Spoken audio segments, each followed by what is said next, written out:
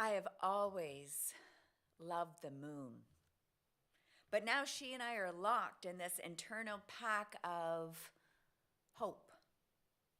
I ask her how you are, and she lets me know that you're peaceful, blissful, reminding me you still exist within my own bones, and that she's simply reflecting it back so I can see it more clearly. I ask her not to stop, never to stop. I've always loved the moon, but now she holds me in the night when I need to see your face. I look at hers instead and she shows me you, my love. She reflects you right back to me. And I ask her not to stop, never to stop. I've always loved the moon, but now she and I are locked in this eternal pack of hope, an eternal remembering of you. Welcome, everybody. My name is Kelly Meloche, and I'm truly privileged to be your funeral celebrant today as we gather to honor, to memorialize, to celebrate the life and to mourn the death of Donald Davie, better and more appropriately known as Granddad. Granddad now is this bird's eye view of everyone, and don't be fooled. He's sitting on a cloud, contently listening as he makes his way through a crossword puzzle, while looking for a worthy opponent to challenge to a game of cribbage. And if anyone needed a ride, he'd be willing to drive them anywhere and everywhere they'd like to go. Granddad was the church father and the hero of Ron and his wife Yvonne and John. He forever inspired his family through his fortitude and his extraordinary love of whipped cream. Granddad was a devoted, bunny-giving, on-the-floor marble-playing, incredible, proud granddad, great-granddad, and great-great-granddad of 23.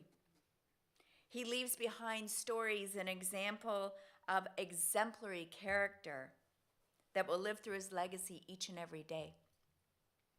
And while we're trying to wrap around our heads about being present to this day, Granddad is actually experiencing some amazing reasons to celebrate.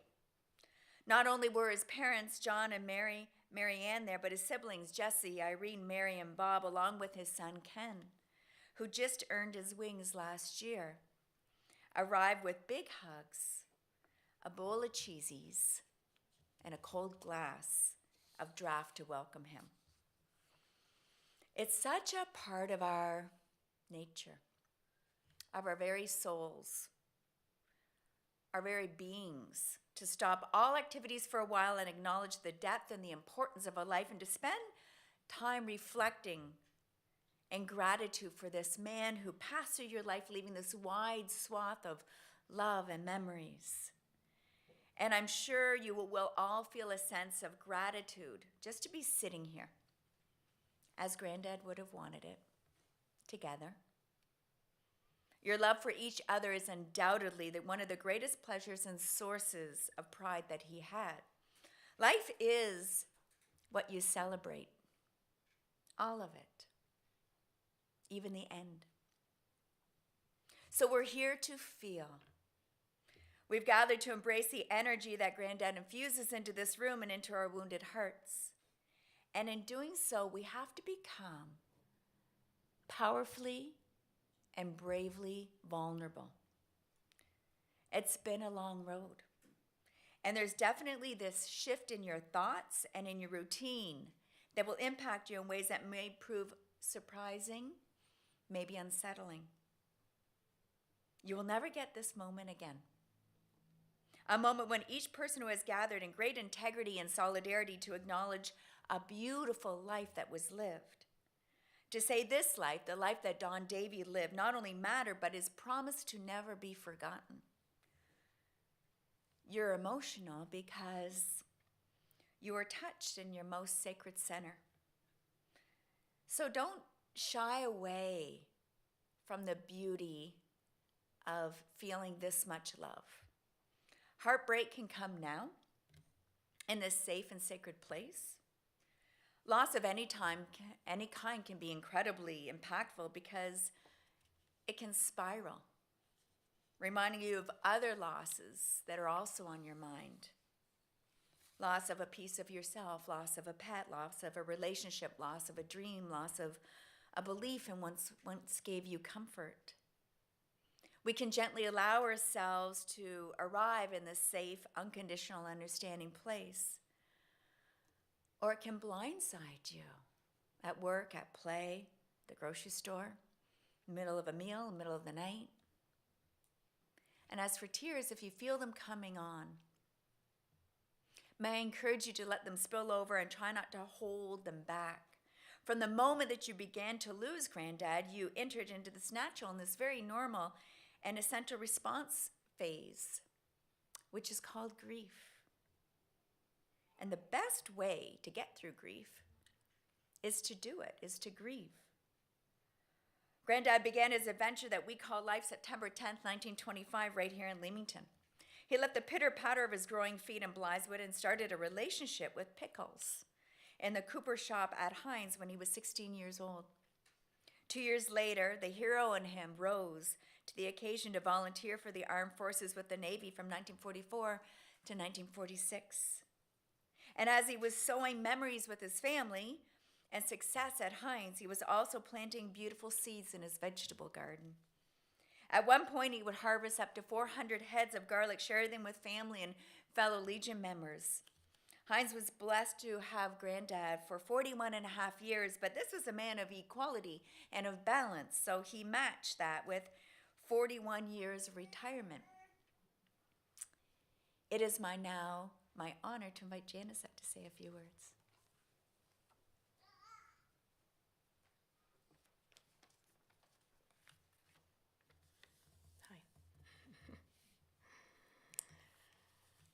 Does anyone else remember how Granddad would show up to funerals?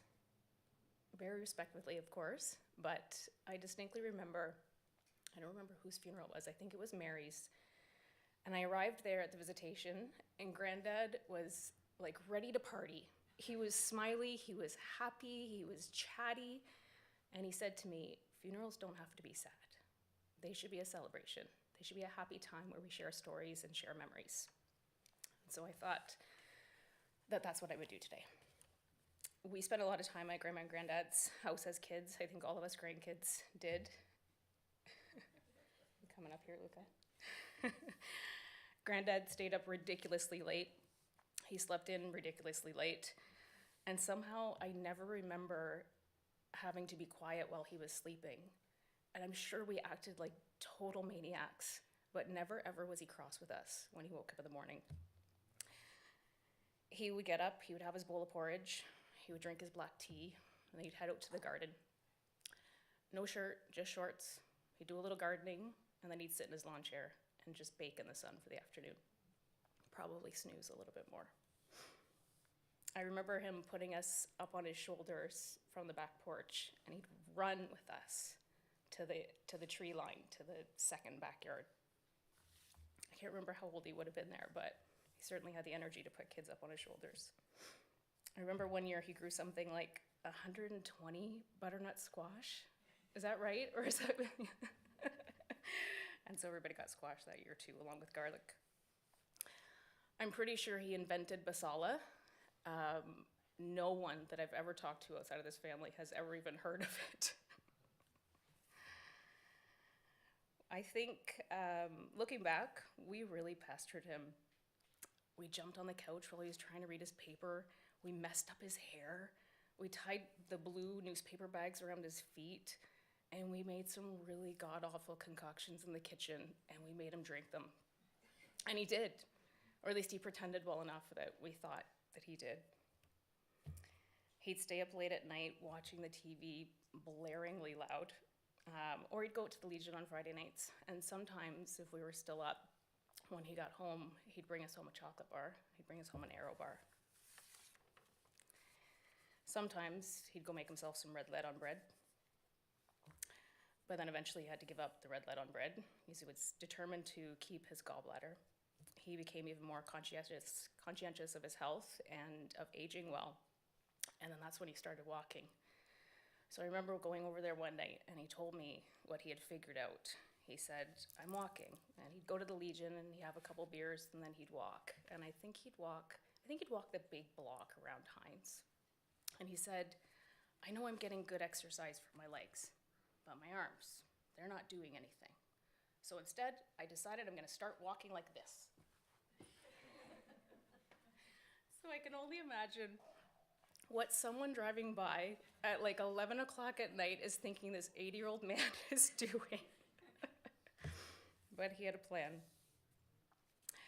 Granddad worried about each of us, and he would share those worries, with the other people in the family. I'm not sure if anyone else found this as comical as I did, but to watch Dad or Ken, I'm not sure about you, John, but to see two grown men in their 60s get in trouble from their dad was pretty funny. And I think all of us would quietly sit in the background saying, "Get him, Granddad, get him." You always knew Granddad had something important to tell you, or you were about to get a lecture or a life lesson when he came at you and he put both hands on your shoulders firmly so you couldn't escape him. Perhaps what I'll miss the most, though, is his super rough hugs. But as uncomfortable as they were, you definitely felt his love. So long, Granddad.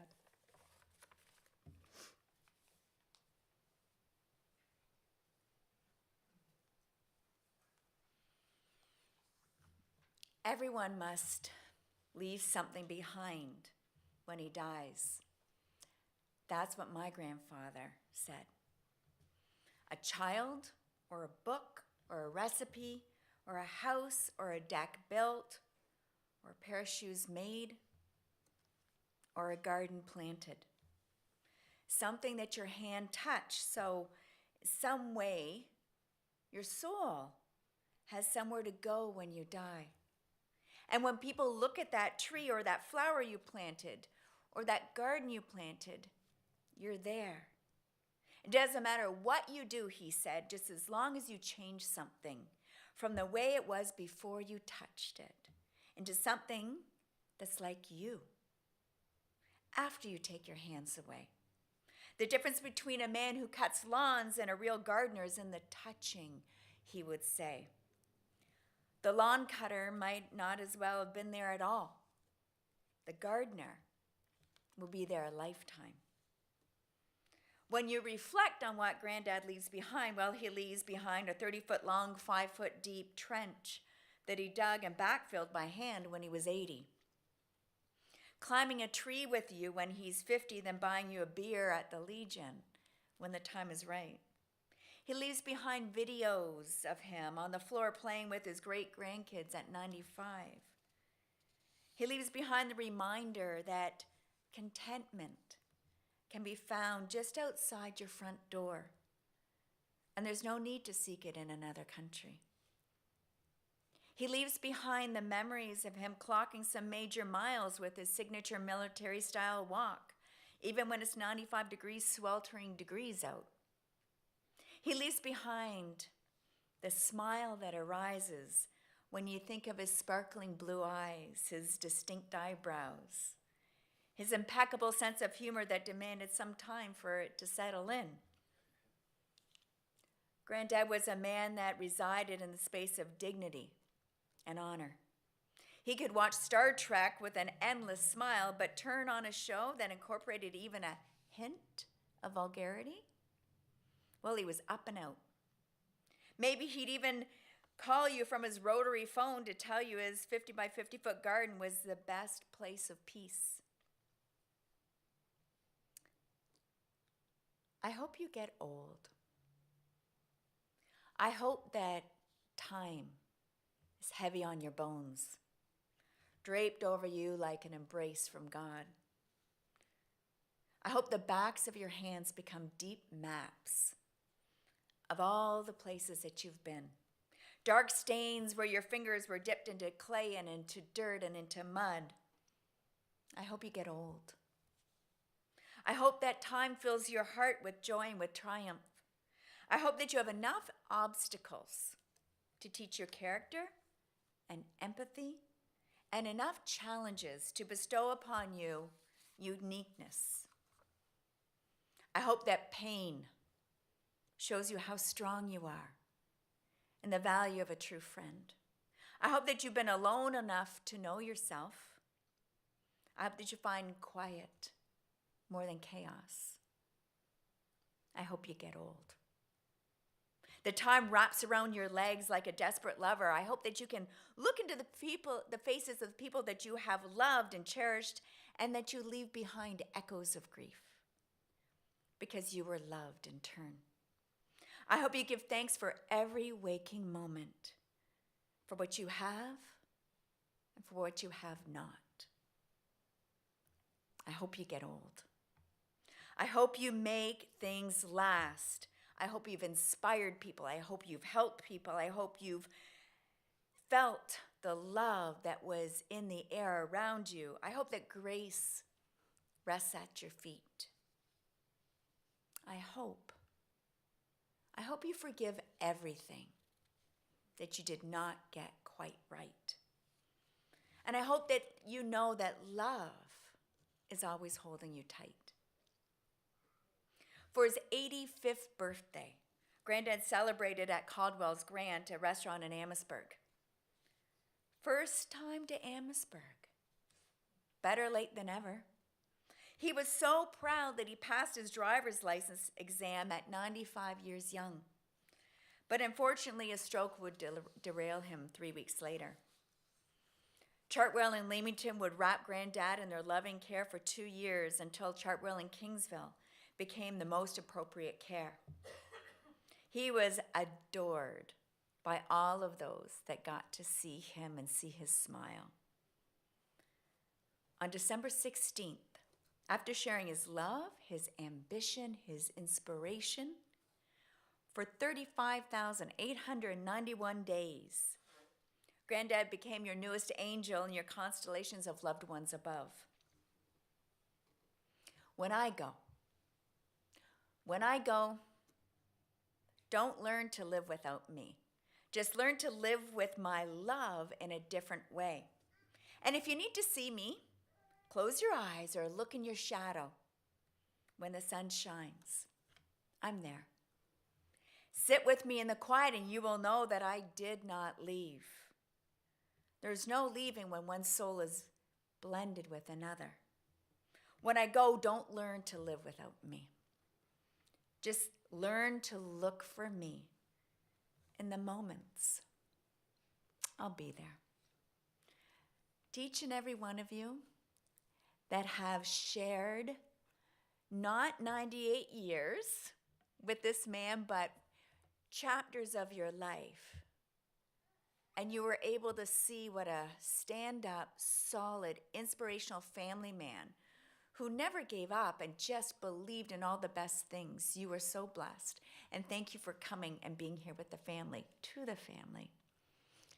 Thank you for trusting me to share just fragments of his story, but to know his character and his love, and to know that he will truly live on in all of you. Thank you so much, and Janice, thank you for coming up and sharing your stories. Whatever the B word was that you said, you're right, it's a family thing. I don't know, Basella, yeah, no one knows what it is.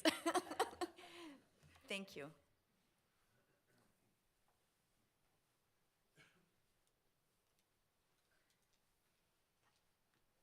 Thank you, Kelly. Thank you for sharing with us today. But at this time, folks, we are going to prepare to leave for Evergreen Cemetery, where the entombment will take place. But just to let everyone know, once the cemetery at the services there have taken place, everyone is invited back to the funeral home here, the reception room at the other side of the building. The family has arranged for a wonderful meal. So we'd like to have everybody come back here, a time of reception and fellowship, a time to continue to share stories. So please come back. At this time, we'd like to have those acting as pallbearers. Just please join our staff at the front door. Everyone else just remain in their seats, okay?